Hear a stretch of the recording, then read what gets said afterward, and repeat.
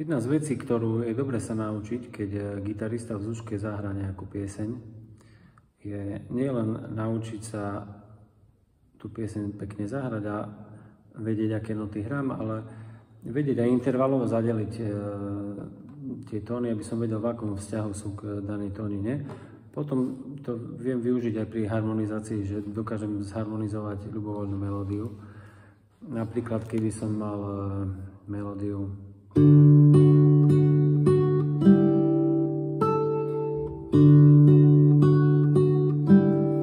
a chcem si rozobrať, čo som hral, tak som v D-durovej tónine, to mi už povie aj predznamenanie, ale viem, že hrám veľkú terciu Fis so základným tónom D, čiže jasný D-dur akord pri harmonizácii a potom som hral Gčko, Ečko, Gčko je malá septima a Ečko je kvinta a 7 akorde v dominante, čiže D-dur, dominanta A7 a základný tón zahrám, to isté, základný tón s terciou a malá septima s kvintou, zás základný tón s terciou, malá septima s kvintou, základný tón, teraz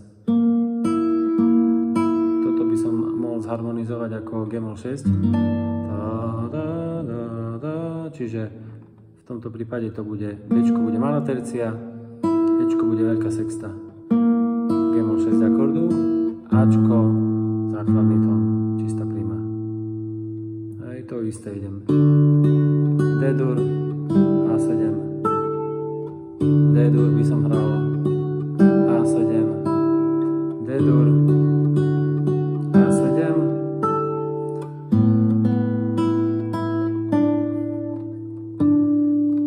tu som už hral Ačko s Háčkom, čiže pridal som tam už akože to by bolo, že A9, lebo veľká sekunda,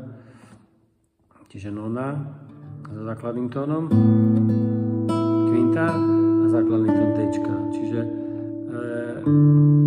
je dobré takto sa učiť tie veci, lebo potom viem, aký akord tam mám dať. Časom to už človek už bude aj počuť, že čo tam má ísť, ale dá sa to pekne harmonicky intervalovo vysvetliť, že prečo hrám daný akord na danú melódiu. A takisto pri intervaloch je dobre ich používať nielen teoreticky, ale v praxi tuto využijeme najlepšie, aby to znelo dobre.